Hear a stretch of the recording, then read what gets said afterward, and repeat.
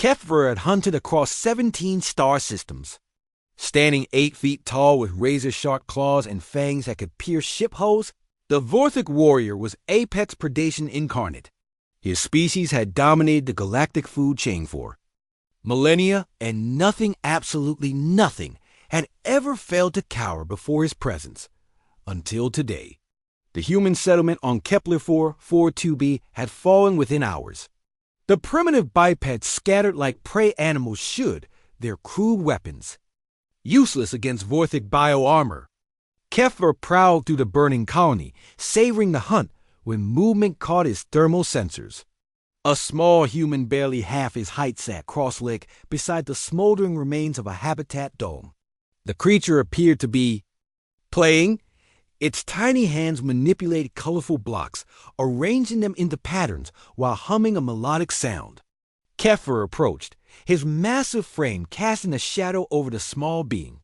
He activated his intimidation display. Bioluminescent stripes flared electric blue along his arms. His chest expanded to twice its normal size, and he released a bone-rattling roar that had sent grown Altarian warriors fleeing in terror. The human child looked up. "Oh, hi there," it said brightly, waving a small hand. "Are you a dinosaur? You look like the T-Rex in my picture book, but bigger and glowier." Keffer's intimidation display faltered. In 3,000 years of existence, no creature had ever responded to his war cry with enthusiasm. The child's eyes, large and curious, rather than filled with fear, studied him with genuine interest. "What are those flashy things on your arms?" "They're really pretty, like the aurora lights Daddy showed me on Earth." The child stood, barely reaching Keffer's knee, and reached out as if to touch his bioluminescent stripes. Every instinct screamed at Keffer to strike. This was prey. Weak, defenseless prey that should be eliminated. But something unprecedented happened. He stepped back. "I am Keffer, destroyer of worlds," he growled, though his voice lacked its usual menace. "You should flee, small human." "I'm Emma," the child replied cheerfully. "I'm 7 years old. How old are you?" "You must be really, really old to be so big. Do you want to see my blocks? I'm building a spaceship to visit all the pretty stars." The warrior found himself crouching down in undignified position for apex predator to examine the colorful construction. The child's spaceship was a crude arrangement of plastic cubes, but she explained each component with infectious excitement. Engines that would run on rainbow fuel, a garden where she would grow space flowers, and sleeping quarters for all. "My alien friends." "Alien friends?" Keffer asked despite himself. "Oh, yes. Daddy says there are lots of different people among the stars. Some might look scary, but that doesn't mean they're bad. Maybe they're just lonely." Emma looked up at him with startling directness. "Are you lonely, Mr. Keffer?" The question hit like a plasma bolt. Keffer had been alone for centuries, his species scattered across the galaxy as solitary hunters. The Vorthic didn't form bonds, they competed, dominated, consumed. Yet this tiny human had identified something he'd never acknowledged even to himself. "I hunt alone," he said carefully. "It is the Vorthic way." "That sounds really lonely," Emma said with 7-year-old wisdom. "Would you like to help me build my spaceship?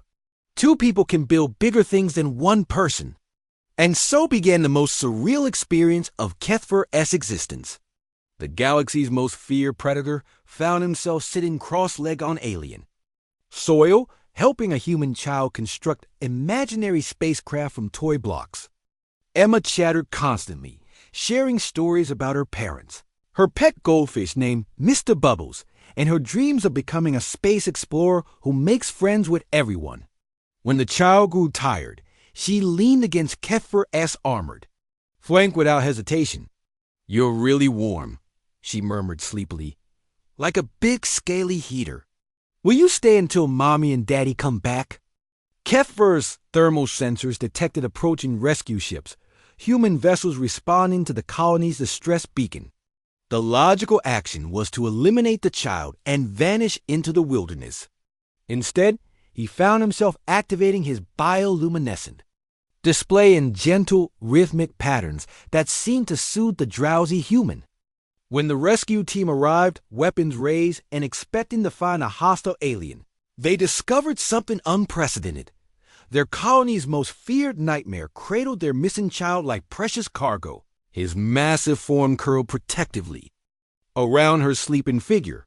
"Please don't hurt Mr. Keffer," Emma said when awakened by the commotion.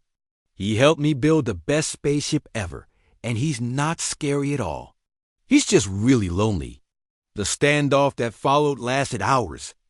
Military leaders argued for immediate elimination of the threat. Xenobiologists demanded study. Diplomats suggested negotiation. But Emma had already solved the problem in the way only a child could, by seeing past the monster to the being underneath. 3 months later, Keffer held dual citizenship in the Human Colonial Alliance and the Vorthic Empire. He served as Emma's official guardian when her xenarchaeologist parents traveled to dangerous dig sites, taught advanced combat techniques to colonial marines, and gradually discovered that the most terrifying thing in the universe wasn't being the apex predator. It was the possibility of losing the tiny human who had somehow become his entire world. Emma, now 8, still built spaceships from colored blocks. But her latest design included special quarters for Uncle Kef, complete with a viewing port for watching stars and a workshop for maintaining his bio-armor. "See?" she would tell anyone who listened. "Sometimes the scariest-looking people just need someone to be their friend. Uncle Kef isn't a monster, he's family." And Keffer, former destroyer of worlds, would activate his bioluminescent display in patterns that Emma had taught him meant happy, proving once again that humanity's greatest weapon wasn't technology or tactics. It was their unprecedented ability to find family in the most impossible places.